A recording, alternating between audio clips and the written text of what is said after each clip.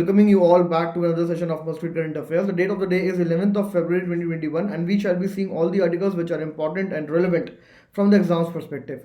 Let us begin this particular session of the day, and to all the new learners who have got associated with us for the very first time, please allow me to introduce to them few of the benefits of an academy subscription first.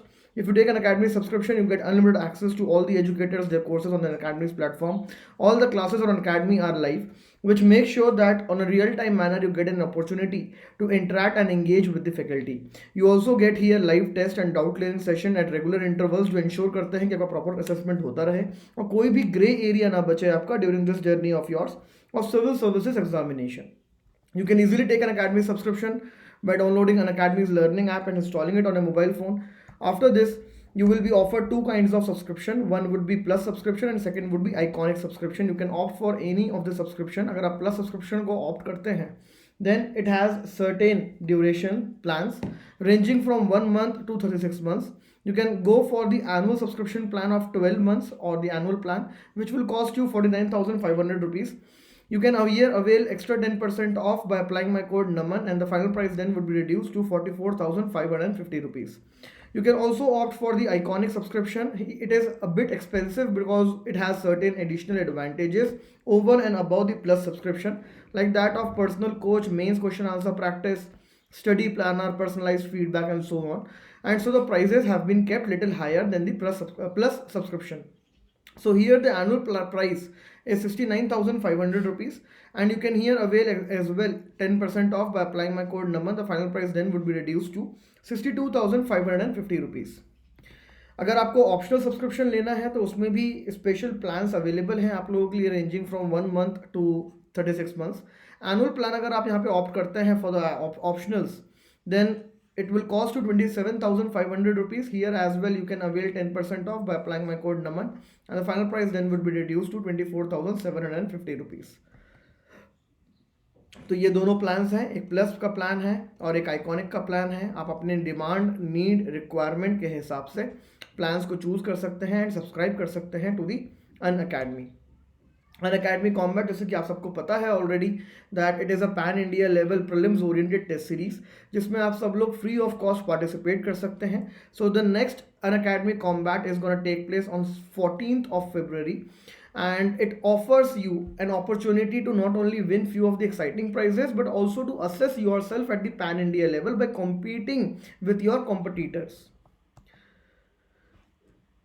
Prelims की dedicated preparation के लिए continuously Unacademy batches launch कर रहा है.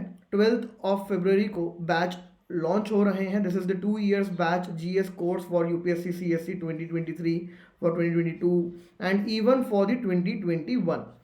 So again, according to your demand, need, requirement, you can definitely enroll into these batches, but for the enrollment you will be required to take the subscription, either plus subscription or the iconic subscription. तो आप एक बार subscription लेते हैं तो उसके बाद आप इन batches में एनरोल कर सकते हैं. Okay, let us talk about the articles of the day. तो आज हम 2-3 बिल्स पे चर्चा करेंगे. We will discuss on few of the bills like the medical termination of pregnancy bill. Already हम इसमें डिस्कशन कर चुके हैं in the month of October 2020 I think, लेकिन ठीक है, काफ़ी ज़्यादा टाइम हो गया है इस पर दोबारा इस पर डिस्कशन किए हुए. So it's a good time to revise the key provisions of the MTP bill. Apart from MTP bill, we will be discussing about the major ports authorities bill जो recently पार्लियामेंट ने पास किया है. तो ये दो bill आज के important हैं जिनको हम एटलीस्ट की प्रोविजंस इनके अंडरस्टैंड करेंगे और MTP बिल को हम कंप्लीटली रिवाइज करेंगे.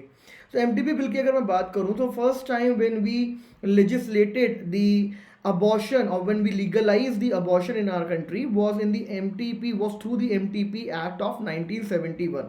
Before that, according to the IPC section 312, abortion in India was not legal. So voluntary termination or voluntary abortion were not very much legal in India according to the IPC, and they attracted the punishment of up to 7 years imprisonment and even fine.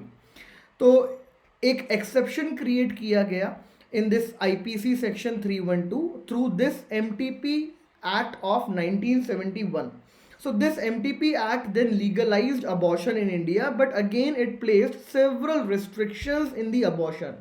तो इसके जो की provisions हैं पहले हम वो समझ लेते हैं, then it will become very easy for us to understand the key provisions of MTP 2020 bill and relate it with the previous bill, that is MTP 1971.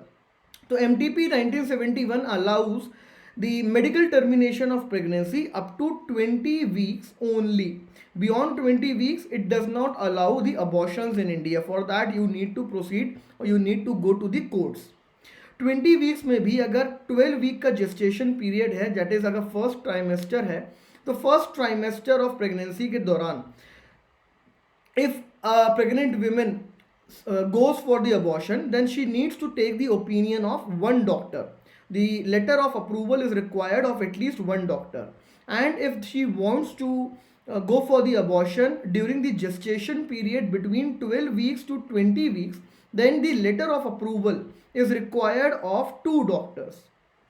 And beyond 20 weeks, it is not allowed under the MTP Act of 1971, except for one condition, that the pregnancy is life threatening for a woman. That is, a pregnancy can cause even death to a woman. So if there is a threat to the life of women, then any time during the pregnancy can be terminated. Apart from this single condition, beyond 20 weeks, this particular bill does not allow abortion in our country. तो यहाँ पे confusion मत create करिए, simple सी बात है, MTP 1971 abortion 20 weeks के beyond allow नहीं करता है, except in one condition, that is pregnancy should not become a threat to life of a women. That's it, right. अब यहाँ पे जो हमने प्रेगनेंसी के जेस्टेशन पीरियड्स बताए हैं, फर्स्ट ट्राइमेस्टर में 12 वीक्स, देन 12 to 20 वीक्स, क्या यहाँ पे भी कोई कंडीशंस अवेलेबल हैं? Then yes, in India married women can abort, or very married women can look for the abortion services in case of unplanned pregnancies and failure of contraceptives. लेकिन ये दो grounds पे अगर कोई अनमैरिड women जाती है to seek for abortion, then it is not permissible under the MTP Act. ये important provision है. मैरिड विमेन ही सिर्फ unplanned pregnancy and failure of contraception ground बता सकती है as a reason to terminate her pregnancy, and this is not applicable on the unmarried women as of now in a country. तो ये एक बहुत ही बड़ा फ्लॉ था इस MTP एक्ट का. सेकेंड बिगेस्ट फ्लॉ था ये 20 वीक का gestation period, the upper limit, because in India due to the advance technology और advance medical technological services, now we can easily identify the child abnormalities, threat to the women's life, or whether the child is seriously handicapped or not. तो अब हम overall जो abnormalities हैं, जो threats हैं, वो identify कर सकते हैं, लेकिन इन चीज़ों में टाइम लगता है. That is they are more visible और can easily be identified only after, in majority of the cases, after 20 weeks. और 20 वीक्स के बाद MTP अलाउ नहीं करता है प्रेगनेंसी का अबॉर्शन, सो आपको कोर्ट्स में जाना पड़ता है. Then it is again a very lengthy process. तो ये जो एक अपर लिमिट है ये बहुत ही शॉर्ट है in India, and this needs to be extended. तो ये भी अपने आप में एक लिमिटेशन है. इसके अलावा इंडिया में प्रेगनेंसी सर्टेन ग्राउंड्स पे ही आप टर्मिनेट कर सकते हो. लाइक मैरिड वीमेन के लिए मैंने आपको ग्राउंड्स बता दिए. Then for married and unmarried women, or you can say for all the pregnant women, जो grounds हैं those are generally 3 grounds. First is if there is threat to the life of women. तो life of women में 20 weeks का जो upper limit है वो applicable नहीं है. It is applicable throughout the pregnant or the throughout the time period of the pregnancy. Second ground है that if there is a grave injury to physical and mental health of a woman, इसमें generally rape survivors को include किया जाता है. तो explicitly हमारे acts में rape victim का वर्ड यूज नहीं किया गया है. वी हैव नॉट मेंशन कि अगर कोई रेप विक्टिम है and she does not want to continue with her pregnancy, then can she terminate it. तो एक्सप्लिसिटली रेप विक्टिम अवेलेबल नहीं है, मेंशन नहीं है इन द एक्ट. लेकिन there is mention of grave injury to physical health of women और to the mental health of women. तो इस ground पे जो रेप विक्टिम्स हैं, रेप सर्वाइवर्स हैं, वो अपनी अबॉर्शन को they can go for the abortion of their pregnancies. And the last is foetus abnormalities.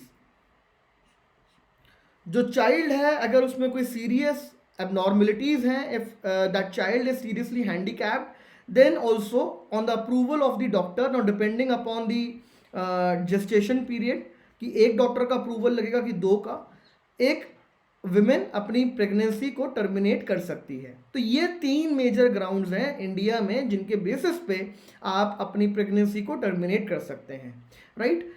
अब हम आते हैं एमटीपी बिल 2020 पे कि क्या चेंजेस करे गए। तो एमटीपी बिल 2020 में सबसे पहला चेंज तो ये किया गया that unmarried women now have been allowed to terminate their pregnancies even in the case of unplanned pregnancies and failure of contraception, जो पहले अलाउड नहीं था।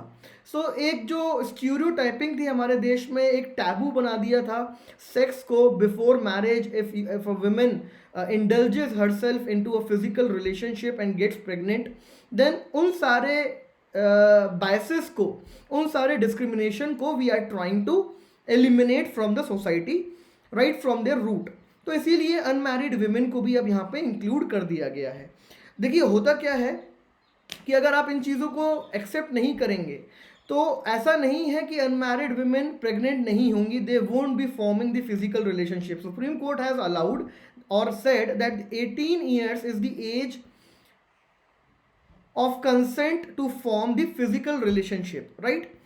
अब उस वक्त विमेन मैरी करती है या नहीं, दैट डज नॉट मैटर, लेकिन अगर लॉ उसको रेस्ट्रिक्ट करता है, अगर लॉ उसको प्रोहिबिट करता है, so what she will do in that case, she will go for the unsafe abortions, right. She will go for non institutional abortion services, she will go for in the unorganised sector जहाँ पर risk increase होता है। और India में MMR की अगर मैं बात करूँ, मैटरनल मोर्टेलिटी रेट की, so unsafe abortions are the 3rd highest factor behind the MMR in India। so you can easily understand कि unsafe abortions को हमें किस हद तक curtail करना है, because they are the leading force behind the MMR in our country। तो इसीलिए अनमैरिड वुमेन को अब MTP बिल 2020 में इंक्लूड कर लिया गया है। अपार्ट फ्रॉम दिस, ये जो जेस्टेशन पीरियड है यहाँ पे चेंजेस करे गए हैं। अब इंडिया में 24 वीक्स तक प्रेगनेंसी को टर्मिनेट किया जा सकता है। इसमें अप्रूवल कैसा लगेगा, up to 20 weeks there will be approval of only 1 doctor, and beyond 20 weeks, 20 to 24 weeks की अगर मैं बात करूं, so there would be approval of 2 doctors, and this is available only for certain categories of women. अभी जो certain categories of women है ये bill में डिफाइंड नहीं है, लेकिन ऐसे एक्सपेक्टेशंस हैं कि यहाँ पे डिसेबल्ड को, रेप सर्वाइवर्स को इंक्लूड किया जाएगा। So these certain categories of women later on would be notified by the government. And there is one more provision कि जो पहले 20 वीक्स के बियॉन्ड एक इंडिविजुअल को कोर्ट में जाना पड़ता था so as to terminate her pregnancy, now there is the provision of medical board. So medical boards would be constituted in every state and every union territory। ये medical board में कुछ expert members होंगे like the gynaecologist, radiologist, paediatrician etcetera. ये decide करेंगे beyond 24 week abortion की permission देनी है या नहीं। तो कोर्ट जाने की ज़रूरत नहीं है। अगर बियॉन्ड 24 वीक अब आपको मेडिकली अपनी प्रेगनेंसी को टर्मिनेट करना है, so the option with you is you can go to the medical boards, which are definitely an easy process in the relative terms to the court or the judicial process, which are too lengthy, too exhaustive, right। तो ये जो process है medical board का, ये अब एक और option India में प्रोवाइड करता है। और ये जो 24 वीक्स तक इंडिया ने अलाउ कर दिया है कि आप अपनी प्रेगनेंसी को अबॉर्ट कर सकते हैं, टर्मिनेट कर सकते हैं, this will also help women to take the decision. यहाँ पे विमेन की बॉडीली राइट्स को आपने प्रोटेक्ट करा है एंड प्रमोट करा है। तो ये कुछ मेजर प्रोविजंस हैं। एक आपने जेस्टेशन पीरियड को रिलैक्स कर दिया by reducing the approval letter of approval previously from 2 doctors to in this bill to 1 doctor. आपने जेस्टेशन पीरियड कब तक आप मेडिकली टर्मिनेट कर सकते हो प्रेगनेंसी उसको इंक्रीज कर दिया, previously from 20 weeks now to 24 weeks with the approval of 2 doctors in the case of certain categories of women, and even beyond 24 weeks which was not at all in existence previously in the 1971 bill। तो ये काफ़ी हद तक changes हैं। इसके अलावा unmarried women को आपने राइट्स प्रोवाइड करी हैं, यहाँ पे you have recognised them and you have provided them the availability और you have provided them the safe abortion services. अब वो इजीली सेफ अबॉर्शन सर्विसेज को अवेल कर सकती हैं जो पहले नहीं कर सकती थी क्योंकि ये ग्राउंड्स उनको अवेलेबल नहीं थे। Okay, then apart from this privacy of women has also been upheld in the MTP bill 2020। तो अगर कोई विमेन अबॉर्शन सीक करती है, मेडिकली टर्मिनेट करती है प्रेगनेंसी को, अब वो डॉक्टर का अप्रूवल लेगी, वो मेडिकल बोर्ड्स का अप्रूवल लेगी एंड सो ऑन, कहीं पर भी उसकी प्राइवेसी को डिस्क्लोज नहीं करा जाएगा, not even to her close relative, not even to her family member, and it will be disclosed only to the law enforcement agencies if required in certain cases। तो जो concerned authorities हैं for genuine reasons, अगर उनको कभी किसी women की pregnancy termination के regarding information चाहिए तो रिवील करी जाएगी, otherwise her privacy is intact. This has been ensured in this bill। Now there are also provisions for the violation and punishment of the same। अगर कोई भी violation होता है तो 1 साल का punishment, 1 साल का imprisonment यहाँ पे mentioned है in this bill। So these are the key provisions of the bill। अब थोड़ा सा हम इसको और एनालाइज कर लेते हैं, थोड़ा पर्सपेक्टिव अपना डेवलप कर लेते हैं ताकि थोड़ा इजी हो जाएगा। एक तो हम लिमिटेशंस आइडेंटिफाई कर लेते हैं कि क्या लिमिटेशंस हैं। देखिए लिमिटेशंस ये हैं कि अभी भी ये जो बिल है ये राइट्स बेस्ड अप्रोच को फॉलो नहीं करता है। Rights based approach in the sense it is women's right, it is her own body, she should have her reproductive rights, all reproductive rights। she should decide on the basis of her personal choice whether she has to continue with that pregnancy or medically terminate that pregnancy। There should not be any role of the state government or the state in deciding when a woman needs to continue with the pregnancy or she needs to terminate the pregnancy। It should be the sole decision of women herself। तो women की personal choice को यहाँ पे अभी भी uphold नहीं किया गया है, प्रमोट नहीं किया गया है। This is not a rights based approach based bill.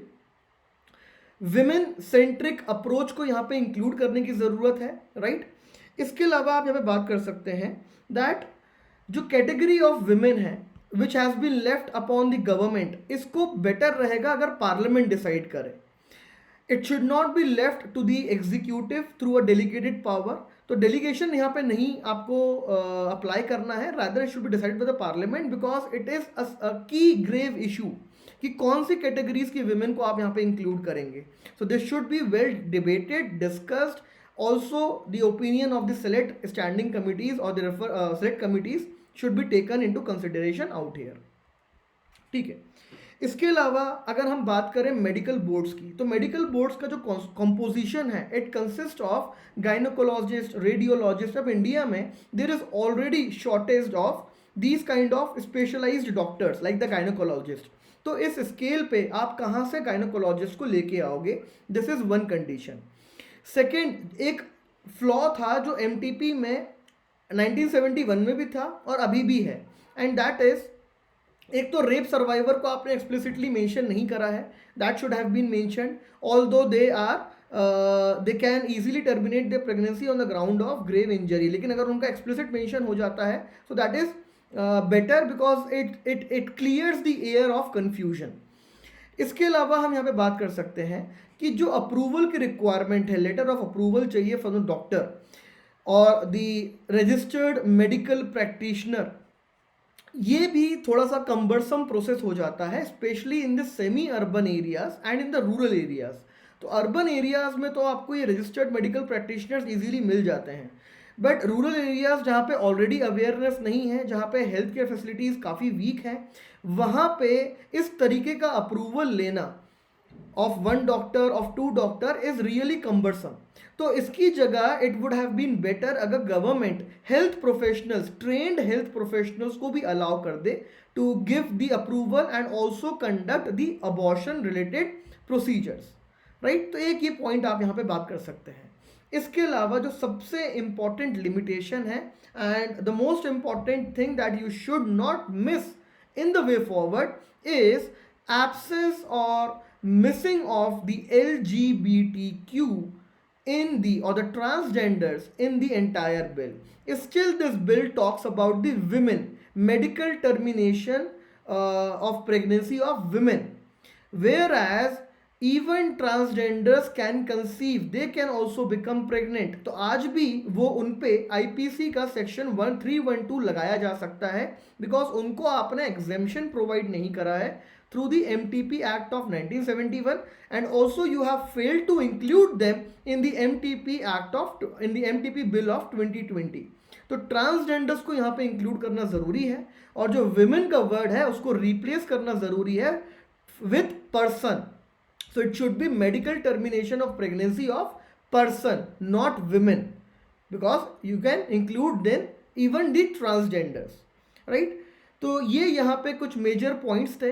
एक राइट्स बेस्ड अप्रोच को आप फॉलो करेंगे, विमेन की बॉडीली राइट्स को आप रिस्पेक्ट करेंगे, रिप्रोडक्टिव राइट्स की आप बात करेंगे, स्टेट का रोल कैसे लिमिट किया जा सकता है उसकी बात करेंगे एंड सो ऑन। एक क्वेश्चन यहाँ पे आता है कि क्या फीमेल फिटिसाइड इंक्रीज हो सकता है अगर हम रिलैक्सेशन इसमें प्रोवाइड करते हैं, अगर स्टेट के रूल को ख़त्म कर देते हैं। तो देखिए दोनों इश्यूज काफ़ी अलग हैं।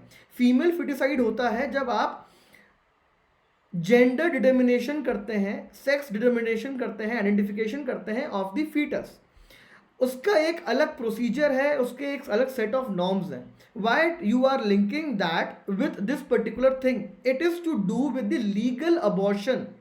जो अबॉर्शन लीगल है, sex determination of the foetus is illegal in itself, तो वो इसमें अपने आप नहीं आएगा। इसमें आप कितने भी रिलैक्सेशन प्रोवाइड कर दो, उससे फीटस और फीमेल फिटिसाइड का इशू नहीं राइज होने वाला है और ना ही वो रिड्यूस होने वाला है। That is absolutely all together a different set of issue. तो स्टूडेंट्स को अक्सर यहाँ पे कंफ्यूजन रहता है, they link the things with each other, तो आपको वो चीज़ें लिंक नहीं करनी है, राइट। यहाँ पे किसी को कोई डाउट, हम आगे बढ़ सकते हैं, ठीक है। फटाफट अगला आर्टिकल देख लेते हैं। ये बिल उतना इंपॉर्टेंट नहीं है, आपको बस इसके थोड़े बहुत प्रोविजंस याद होने चाहिए from the prelims perspective.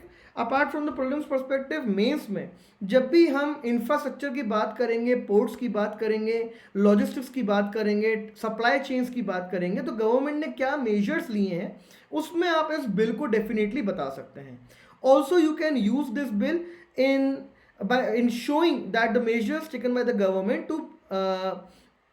to come up with better governance related measures और governance related efforts। तो गवर्नेंस भी यहाँ पे ओवरऑल गवर्नमेंट ने इंप्रूव करने की कोशिश करी है।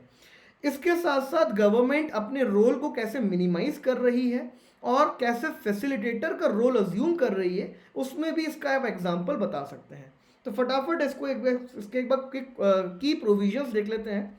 तो मेजर पोर्ट अथॉरिटीज बिल जो है 2020, ये रिप्लेस कर रहा है पुराने बिल को जो 1963 का बिल था, राइट। तो 1963 का बिल था major ports trust act of 1963, major port trust act, इसको रिप्लेस कर रहा है ये bill major port authorities bill 2020। क्या प्रोविजंस हैं इसमें मेजर? एक काफ़ी ज़्यादा ऑब्सोलीट प्रोविजंस थे इन दी एमटीपी 1963 एक्ट, उसको यहाँ पे एलिमिनेट कर दिया गया है। तो number of provisions near around 133 थे, उनको रिड्यूस कर दिया है to around 74 this time in the year 2020। तो पहली चीज़ तो आपने ये करी। सेकेंड, आपने यहाँ पे बिल को कॉम्पैक्ट बना दिया है by doing this. So the bill has been made more compact by eliminating the obsolete provisions of 1963. इसके बाद you have simplified the board of port authority। तो बोर्ड ऑफ पोर्ट अथॉरिटी को आपने simplify कर दिया है। कैसे? एक तो आपने इसकी कंपोजिशन में नंबर ऑफ मेंबर्स को रिड्यूस कर दिया है। पहले कितने मेंबर्स थे? पहले 17 से 19 मेंबर हुआ करते थे, अब आपने उनको रिड्यूस कर दिया है to 11 to 13 members. Also you have ensured here the participation of the respective state government. तो जिस भी स्टेट में एक मेजर पोर्ट आता है, उस मेजर पोर्ट का स्टेट इस पोर्ट अथॉरिटी में खुद को रिप्रेजेंट कर सकता है. This has been ensured in this board of port authority. Previously it was absent. Confusion नहीं क्रिएट करना है, ये बिल अप्लाई होता है only on the major ports. जो 12 मेजर पोर्ट्स हैं इंडिया के, सिर्फ उन पे अप्लाई होता है. Name suggest itself, right. Minor ports पे इसको अप्लाई मत कर देना. तो जिस भी स्टेट में एक मेजर पोर्ट है उसका रिप्रेजेंटेशन होगा इन द पोर्ट्स अथॉरिटी. इसके अलावा यहाँ पे इंडिपेंडेंट मेंबर्स को भी 3 to 4 इंडिपेंडेंट मेंबर्स को भी इंक्लूड करने की बात करी है गवर्नमेंट ने in the board of port authority, ताकि हम पोर्ट अथॉरिटी के फंक्शनिंग को और ज़्यादा प्रोफेशनल बना सकें, ट्रांसपेरेंट बना सकें, एफिशिएंट बना सकें, राइट. ठीक है. इसके अलावा यहाँ पे क्या किया गवर्नमेंट ने? इसके अलावा गवर्नमेंट ने जो पहले टैम्प अथॉरिटी हुआ करती थी, that is the tariff authority for major ports. Tariff authority for major ports, this was an independent authority created in the 1997, जो टैरिफ डिसाइड करती थी of various services cost provided in दी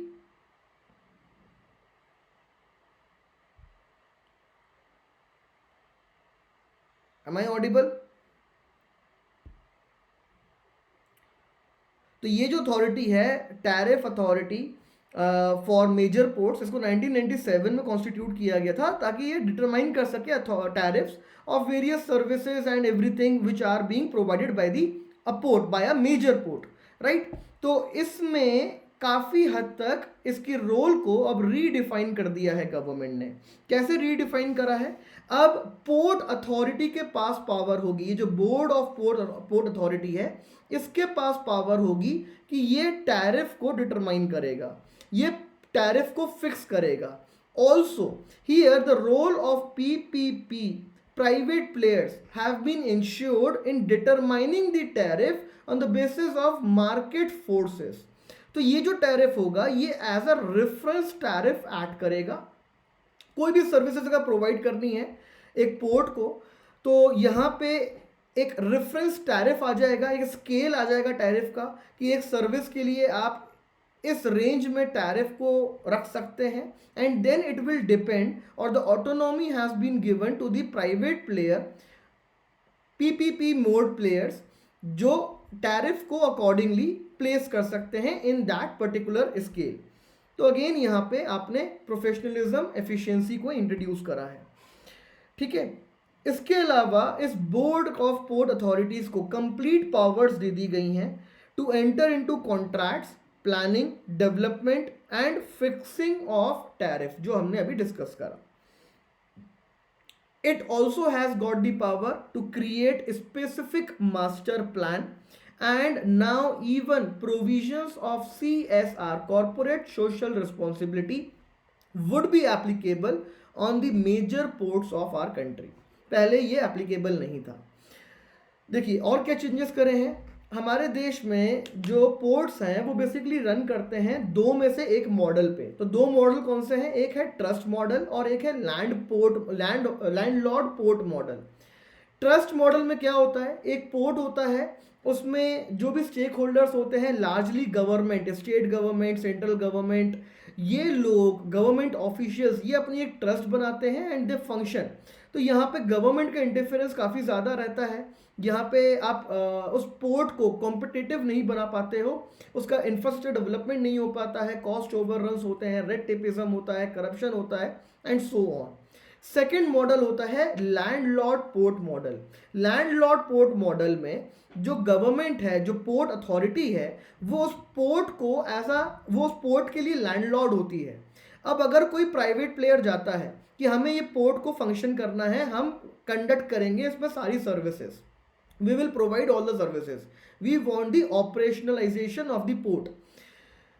तो ये जो port authority है ये act करती है एज अ लैंडलॉर्ड, और ये अपने पोर्ट को टेक ओवर दे देती है, हैंड ओवर कर देती है to the private authority. Private authority, private player हो गया या पीपीपी प्लेयर हो गया, वो इसको फिर रन करते हैं and they share a part of their revenue with the port authority.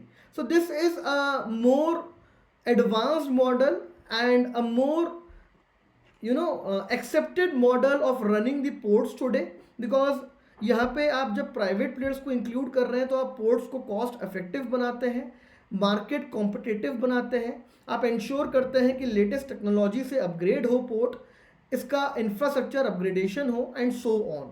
तो ये चीज़ें अब यहाँ पे इंक्लूड करी गई हैं. आप क्लियरली देख सकते हैं कि पोर्ट अथॉरिटी को किस तरीके से चेंज किया गया है. एक कंपोजिशन कम करी है, दूसरी स्टेट गवर्नमेंट का रिप्रेजेंटेशन इंश्योर करा है, तीसरा यहाँ पे टैंप की पावर्स भी पोर्ट अथॉरिटी के पास दे दी गई हैं कि आप टैरिफ फिक्स करोगे, लेकिन टैरिफ एक्यूरेट नहीं होना चाहिए, स्केल में आप फिक्स करोगे. Then it will depend upon the PPP player और अ प्राइवेट प्लेयर जिसने बिडिंग के थ्रू उस पोर्ट के ऑपरेशंस को विन करा है, बिड करा है, कि वो किस टैरिफ को according to the market prices रखना चाहता है, राइट. तो ये सारे यहाँ पे चेंजेस करे गए हैं.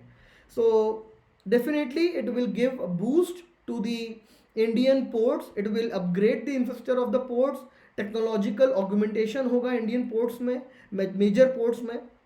इसके साथ साथ शिप टर्न अराउंड टाइम भी हम इंक्रीज करेंगे. Turn around time in the sense, एक शिप जब इंडियन पोर्ट पे आती है तो उसके आने से लेके वापस लौटने तक, दैट इज़ वो आई, डॉक हुई, उसने अपना जो कार्गो है वो अनलोड करा, नया कार्गो लोड करा, पेपर वर्क कंप्लीट करा और फिर वो वापस चली गई. So this is the turn around time. Now this is as of now 2.7 days in India, जबकि मेजर एडवांस्ड इकोनॉमीज कंट्रीज में अगर मैं सिंगापुर की बात करूं तो there the turn around time is less than 1 day. तो एक ही दिन में वो शिप आती है, वक्त पेपर वर्क कंप्लीट करती है, कार्गो लोड अनलोड करती है एंड इट गोज. तो इससे आपकी मार्केट कॉम्पिटिटिवनेस समझ में आती है, पोर्ट्स की मार्केट कॉम्पिटिटिवनेस समझ में आती है. और यही मेजर रीज़न है कि हम आज भी डिपेंडेंट हैं ऑन दी ट्रांसशिपमेंट एक्टिविटीज़. तो शिप्स, जो लार्ज शिप्स हैं, लार्ज कार्गो वेसल्स हैं, वो इंडिया नहीं आते हैं. दे इधर गो टू सिंगापुर और दी कोलंबो. ईस्ट कंटेनर टर्मिनल की हम बात कर रहे थे श्रीलंका में, वहाँ पे 70% ट्रांसशिपमेंट होता है टुवर्ड्स इंडिया. तो ट्रांसशिपमेंट क्या होता है कि Indian ports are not competent enough, या तो हमारे पास इंफ्रा नहीं है, या टेक्नोलॉजी नहीं है, या हमारा गवर्नेंस प्रॉपर नहीं है, तो हम इंडिया नहीं आएंगे. हम सिंगापुर में आपका माल उतार देंगे, कार्गो को अनलोड कर देंगे, आप अपने छोटे छोटे वेसल्स बेच के वहाँ से अपना माल या अपना कार्गो इंडिया बुला लेना. तो this is the transshipment mainly because of these kind of problems, governance problem, infra problem, technology problem. तो ये सारी चीज़ें जब आप अपग्रेड करोगे तो इन्वेस्टमेंट आएगा, कंपनीज आएंगी. अब अगर आप इंडिया को मैन्युफैक्चरिंग हब बनाने की बात कर रहे हो, तो मैन्युफैक्चरिंग हब अगर इंडिया में एक कंपनी बनती है, अगर एक इंडिया में कंपनी आती है और वो मैन्युफैक्चरिंग करती है, अब उसे एक्सपोर्ट करना है, लेकिन आपके पास पोर्ट्स ही नहीं है ऑफ द इंटरनेशनल लेवल, तो वो कंपनी कैसे सस्टेन करेगी अपना बिजनेस यहाँ पे, वो कैसे एक्सपोर्ट कर पाएगी to the other countries. So for all these things you need good efficient ports, right. और इसके लिए ये बिल ज़रूरी था. तो यहाँ पे क्रिटिसिज्म हो रहा है कि गवर्नमेंट पोर्ट्स को प्राइवेटाइज करने की बात कर रही है, government is selling off its crucial assets, जैसे कि डिसइन्वेस्टमेंट में होते हैं criticism that you are trying to sell the silver spoon of the state और द गवर्नमेंट. तो उस तरीके से यहाँ पे भी एलिगेशंस अब लगाए जा रहे हैं, राइट. तो those are not to be taken very seriously, because if you want development, जो भी मैंने आपको अभी बातें बताई, turn around time, make India the manufacturing hub of the world, इन सारी चीज़ों के लिए आपको ये चीज़ें ज़रूरी हैं करनी. And you need to bring in more privatisation, you need to corporatise, make the ports more professional, make them function on the lines of a corporate, right. ठीक है. यूएपीए के ऊपर एक छोटा सा फैक्ट है आज हमारे पास. 2.2% यूएपीए केसेस जो हैं वो सिर्फ कन्विक्शन में लीड करते हैं. दैट इज, अगर यूएपीए में कोई पर्सन बुक होता है, दैट इज 100 लोग बुक हुए अंडर द यूएपीए एक्ट, तो चांसेस हैं कि सिर्फ 2 लोगों को कन्विक्शन होगा, बाकी लोगों का कन्विक्शन नहीं होगा। तो ये क्लियरली शो करता है कि यूएपीए का जो आप एप्लीकेशन कर रहे हैं इंडिया में, you are doing it too liberally and this is a very stringent act. हमने इसके रीसेंट अमेंडमेंट्स भी देखे थे। Amendment of UAPA amendment act of 2019 में क्या मेजर अमेंडमेंट किए गए थे? एक अमेंडमेंट ये किया गया था कि जो ओरिजिनल यूएपीए था 1967 का, उसमें आप ऑर्गेनाइजेशंस को टेररिस्ट ऑर्गेनाइजेशन डिक्लेयर कर सकते हो लेकिन इंडिविजुअल्स को नहीं कर सकते हो। तो 19 में अमेंडमेंट करके हमने इंश्योर किया कि अब हम इंडिविजुअल्स को भी टेररिस्ट डिक्लेयर कर सकें। इसके अलावा जब एनआईए कोई प्रॉपर्टी को सीज करता है किसी एक स्टेट में, तो उसको परमिशन लेनी पड़ती है from the DGP of that particular state. ये प्रोविजन ओरिजिनल एक्ट 1967 में था, लेकिन इसको चेंज कर दिया गया है और अब परमिशन लेनी पड़ेगी लेकिन डीजी ऑफ एनआईए। तो it has now become more streamlined and smooth for the NIA to conduct its operations. इसके साथ साथ इन्वेस्टिगेशन की अगर हम बात करें कि एनआईए जब इन्वेस्टिगेट करती है तो investigation should be done minimum by the officer of rank assistant commissioner और डिप्टी सुपरिटेंडेंट। तो इसको भी डाइल्यूट कर दिया है। अब इन्वेस्टिगेशन इंस्पेक्टर लेवल रैंक का ऑफिसर भी कर सकता है of the NIA under the UAPA act. तो ये मेजर चेंजेस किए गए थे 2019 में under the UAPA.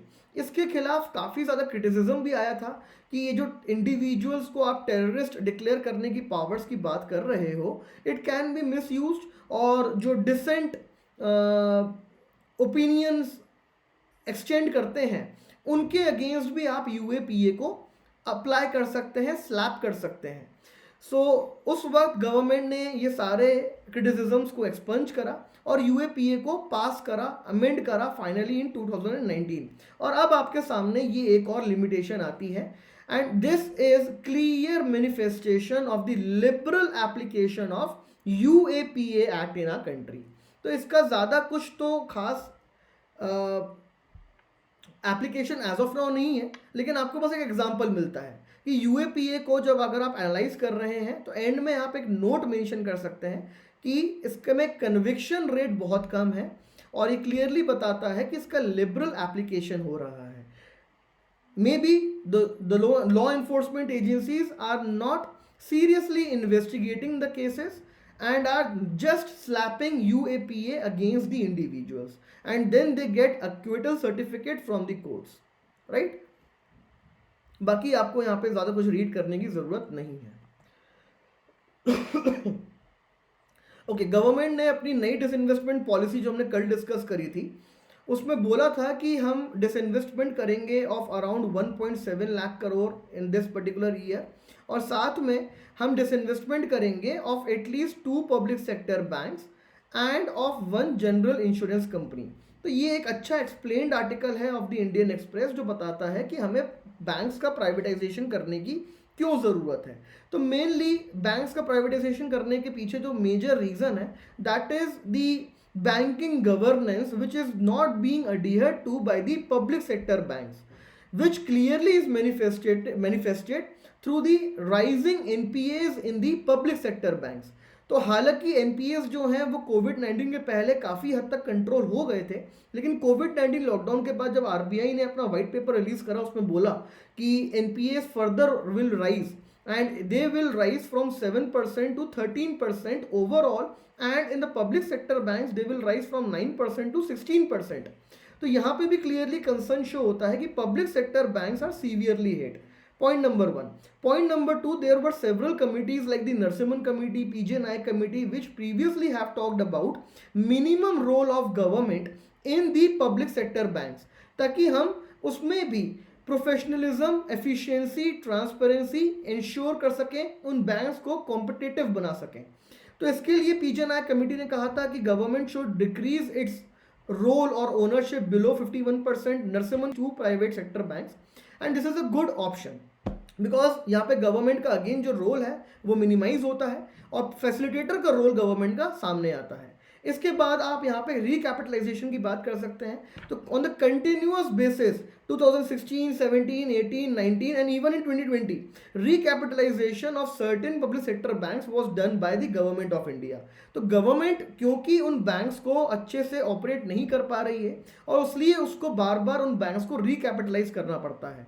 That is we are basically covering up the errors, the governance related lapses of these public sector banks. So for how long are you gonna make up for the losses which have been generated because of the governance related lapses? So जो पीजे नायक committee है उसने बात करी थी banks board bureau की, फिर उसने बात करी थी बैंक इन्वेस्टमेंट कंपनी की. तो इन सारी चीज़ों के लिए ज़रूरी है that the government disassociates itself sufficiently from the banks so that the banks start to function independently and with all the required autonomy. तो ये सारी चीज़ें इस आर्टिकल में गिवन है. इसके अलावा कुछ और फैक्ट्स हैं जो हम डिस्कस कर सकते हैं. लाइक 1969 का जो नेशनलाइजेशन हुआ था इंदिरा गांधी के टाइम पे, तब एक सोशलिस्ट अप्रोच के कारण हम लोगों ने बैंक्स को नेशनलाइज करने की बात करी थी because that was the need of that circumstance probably. उस वक्त ज़रूरी था कि हम बैंक्स को सोशल नीड्स की तरफ चैनलाइज करें, रूरल एरियाज में हम बैंकिंग सर्विसेज प्रोवाइड कर सकें. बट टुडे मोर और less our objective is met. आज हम ठीक है, अभी भी हमें ज़रूरत है कि सोशल सेक्टर की तरफ हम बैंक्स को डाइवर्ट करें, but for that you already have certain PSBs with you. What you can do is you can either merge the PSBs to make them competitive at the world level. World sized banks आप बना सकते हैं उनको, और जो बाकी छोटे छोटे पब्लिक सेक्टर बैंक्स हैं आप उनको प्राइवेटाइज कर सकते हैं. So you can keep certain a few public sector banks with you like SBI, like Central Bank of India, PNB, जो अच्छे बैंक्स हैं आप उनको अपने पास रख सकते हैं. Other banks can just be privatised. ठीक है, एक इशू और यहाँ पे आता है कि प्राइवेट बैंक्स में भी तो प्रॉब्लम्स होती हैं. कैसी प्रॉब्लम्स होती हैं? कॉन्फ्लिक्ट ऑफ इंटरेस्ट की प्रॉब्लम होती है, कॉरपोरेट गवर्नेंस की प्रॉब्लम होती है. इसके एग्जांपल्स क्या हैं? ICICI का केस है, यस बैंक का केस है, अभी रिसेंटली लक्ष्मी विलास बैंक का केस है. तो क्या गारंटी है कि आप जब प्राइवेटाइज करेंगे बैंक्स को तो उसमें कॉर्पोरेट गवर्नेंस के इश्यूज नहीं होंगे? अभी इशू है गवर्नमेंट के इंटरफेरेंस का, तब इशू होगा कॉर्पोरेट गवर्नेंस का. तो ये इश्यूज को आप कैसे बैलेंस करेंगे? So the thing is that definitely these things are gonna take place. Now what is required is for the RBI, the authority, to enhance its monitoring and compliance mechanisms. यही आप कर सकते हैं. लेकिन just because of the fears of corporate governance failures, as in the case of ICICI, Yes Bank and Lakshmi Vilas Bank, you cannot stop the government from diluting its stake and go to embrace the role of a facilitator. So it is more important कि government अपना role को minimise करे, banks को professionally run होने दे by the professionally independently chosen की personalities of the bank, की leaders of the bank, and allow it to compete in the market with the other set of private sector banks. ठीक है, social responsibilities की जहाँ तक बात है तो आपके पास ऑलरेडी कुछ सर्टेन बैंक्स हैं like SBI, PNB etcetera. Okay, एक सबमिट हुई अभी, मतलब आज स्टार्ट हुई है, सॉरी कल स्टार्ट हुई थी 10th of February को. For its a 2-day summit called as world summit on world sustainable development summit. Now this is the summit which is an annual summit of the TERI. TERI is the energy research institute. ये जो the energy research institute है ये 2003 में बनाया गया था. इसके पहले तेरी एग्जिस्ट करता था and it is in existence since 1974. लेकिन उस वक्त तेरी का जो फुल फॉर्म था that was the Tata energy research institute. तो ये एक रिसर्च इंस्टीट्यूट है, ऑटोनॉमस इंडिपेंडेंट रिसर्च इंस्टीट्यूट है, हेडक्वार्टर है इसका न्यू दिल्ली में, और एनुअल बेसिस पे ये इस समिट को कंडक्ट करता है, that is the world sustainable development summit. इसके साथ साथ ये कुछ और की इनिशिएटिव्स भी रन करता है जो इंपॉर्टेंट है from the prelims perspective, like lighting a billion lives. ये इसका एक समिट है ये इसका एक इनिशिएटिव है. And the second initiative is green olympiad. अब ग्रीन ओलंपियाड क्या है? Green olympiad is the international environment examination for middle and high school students. इस समिट का बेसिकली पर्पस क्या होता है? तो इस समिट का बेसिक पर्पस ये होता है कि हम क्लाइमेट चेंज के ऊपर डिस्कशंस कर सकें at the broader level, at a larger level. So head of the state governments, head of the state or head of the governments are invited, business leaders are invited, Nobel laureates are invited, then other delegates are invited into this summit. इस summit के 3 major objective होते हैं और you can say तेरी का भी यही 3 objective हैं और WSDS का भी यही 3 ऑब्जेक्टिव हैं. First objective is to promote efficient use of resources. Efficient use of resources को प्रमोट करना पहला ऑब्जेक्टिव है. दूसरा है to increase the access and uptake of sustainable inputs and to reduce the impact on climate and environment. General है, बहुत ही generic है, ज़्यादा लोड नहीं लेना है. याद रहेगा तो ठीक है, नहीं रहेगा तो भी ठीक है, क्योंकि उतनी इंपॉर्टेंट ये सबमिट नहीं है. जो इम्पॉर्टेंट सबमिट है वो होने वाली है in the Glasgow UK by the second half of this year, which will be a kind of periodic review और assessment summit of the Paris Agreement, जहाँ पे progressive set of commitments के साथ सारी countries को आना पड़ेगा और अपने NDCs को रिवाइज करना पड़ेगा. So that is the more important summit. ये सारी summit supplement summit है, follow up summits हैं. इसके पहले भी एक summit हुई थी क्लाइंट लेगा इन द UNSC. यहाँ पे डिप्लोमेटिक कार्ड यूज करा है अपना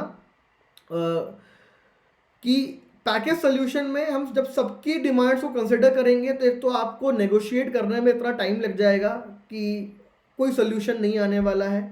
सो during that entire time you will get an additional time to become the member और to remain as the member of the UNSC as a permanent member with the veto power. तो एक तो आपको sufficient time मिल गया, तो ये negotiate ही होती रहेंगी चीज़ें. फिर दूसरा, G4 की जो कंडीशंस हैं वो एक्सेप्ट नहीं होंगी बिकॉज ये दोनों आपस में लड़ते रहेंगे, राइट. और यहाँ पे चाइना ने एक और थर्ड ग्रुप को इंक्लूड कर लिया कि हमें smaller and medium size Nations को भी इक्वल रिप्रेजेंटेशन देना है. तो स्मॉलर मीडियम साइज नेशंस में अफ्रीकन कंट्रीज आ गई, पैसिफिक कंट्रीज आ गई, सारी साउथ अमेरिकन कंट्रीज आ गई. अब वो भी यहाँ पे इंक्लूड हो जाएंगी कि हमें भी रिप्रेजेंटेशन चाहिए because China has talked about giving us the representation in the UNSC. So this solution appears to be very good, that you are talking about making the UNSC more representative, but it is not practical or it does not have that feasibility. Practical feasibility इसकी नहीं है, right? Okay, vaccine diplomacy में very good attempt. India Canada के relations हमने discuss करे थे. Last में corner में लिख दो कि वैक्सीन डिप्लोमेसी, कनाडा के PM ने इंडियन PM से वैक्सीन सपोर्ट में हेल्प मांगी है, राइट. तो यहाँ पे आप कनाडा, इंडिया कनाडा रिलेशंस को अपडेट कर रहे हैं. That's it. जो पुराने स्टूडेंट्स हैं मेरे वो कर लेंगे. यूट्यूब पे मेरा इंडिया कनाडा का रिलेशंस आपको मिल जाएगा. अब वहाँ से पहले इंडिया कनाडा का रिलेशंस देखेंगे, नोट्स बनाएंगे और फिर एंड में ये काम करेंगे. ओके, कोविड के कारण क्या लॉसेस हुए हैं स्टूडेंट्स को, तो हमने देखे थे 3 कैटेगरीज में. एक तो इनका लर्निंग आउटकम्स हुए हैं, लर्निंग आउटकम्स पे इफेक्ट आया है, फर्स्ट थिंग. सेकेंड क्या हुआ है? सेकेंड, न्यूट्रिशन अफेक्ट हुआ है of the child because mid day meal scheme नहीं कंटिन्यू हम कर पाए, और चाइल्ड लेबर इंडिया में इंक्रीज हुआ है. तो कोविड-19 के कारण ये 3 मेजर लॉसेस हुए थे. अब लर्निंग आउटकम्स को सब्सटैंशिएट करना है तो ये रही रिपोर्ट. अजीम प्रेमजी यूनिवर्सिटी की रिपोर्ट है. फैक्ट्स याद रहें ना रहें कोई बात नहीं, अजीम प्रेमजी की रिपोर्ट लिख देना कि लर्निंग आउटकम्स पे अफेक्ट आया था. और न्यूट्रिशन में तो आपके पास नंबर ऑफ रिपोर्ट्स हैं. ग्लोबल हंगर इंडेक्स है और नेशनल हेल्थ फैमिली सर्वे है जो अभी recently in term report release हुई थी, उसका आप बता सकते हो. चाइल्ड लेबर का हम वेट कर रहे हैं कि अभी कोई एक सिग्निफिकेंट डेटा आ जाएगा तो हम इसको यहाँ पे भी इंक्लूड कर लेंगे, तो ऑर्गेनाइज्ड आंसर जो हमारा पेंडिंग चल रहा है वो कंप्लीट हो जाएगा, राइट. तो बस ये आर्टिकल मैंने आपको इसके लिए बताया था. That's it. ट्विटर इंडिया कि जो अभी डेडलॉक मेंटेन्ड है उसके ऊपर एक रिसेंट अपडेट कि ट्विटर ने, इंडिया ने बोला है कि ट्विटर का जो अप्रोच है, एटीट्यूड है, that has caused deep disappointment. Twitter अभी भी बज नहीं कर रहा है and is still adamant कि we are providing for the freedom of speech and expression. देखिए इस इशू में डेफिनेटली ये इशू भी है, ट्विटर की जो बात है यहाँ पे इसको भी आपको एक वेट प्रोवाइड करना है. What Twitter says is that we are providing or we are allowing the citizens of India to express or to utilize their fundamental rights mentioned in the constitution of our country under article 19 freedom of speech and expression. और government अगर हमें कोई order दे रही है कि आप article 19 को cartel कर दो तो हम नहीं कर सकते हैं, क्योंकि सबसे पहले तो हम अपने रूल्स फॉलो करेंगे. गवर्नमेंट ने बोला कि अगर गवर्नमेंट के रूल्स और आपके रूल्स क्लैश होते हैं so it should be the government rules which will prevail. तो ट्विटर ने बोला कि अब हम कॉन्स्टिट्यूशन को प्रिवेल करेंगे कि आर्टिकल 19 को आप अंडरमाइन करने की कोशिश कर रहे हैं and if you have any issue then go to the court. लेकिन ये इशू में हमने अभी तक डिस्कशन नहीं करा क्योंकि हमें एक लार्जर इशू दिख रहा है यहाँ पे of the tussle between the government and a big tech giant. हम यहाँ पे बात ही नहीं कर रहे कि ट्विटर है कि फ्रीडम ऑफ राइट है, फ्रीडम ऑफ एक्सप्रेशन है, क्या है. हम यहाँ पे बात कर रहे हैं कि बिग टेक जायंट कंपनी है और एक गवर्नमेंट है, एक स्टेट गवर्नमेंट है, दैट इज एक कंट्री है. तो इन दोनों के बीच में टसल है.